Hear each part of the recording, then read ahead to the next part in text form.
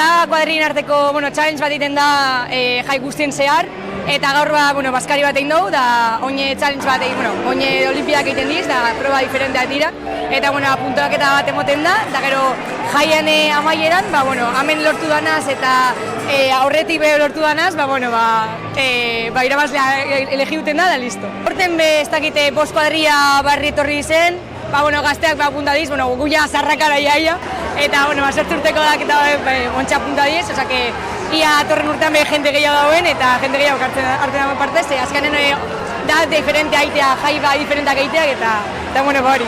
Azkenean, espadariz apuntea horten, animatzen dut mundu guztia apuntaten. Gaur urrengo urterako, bai.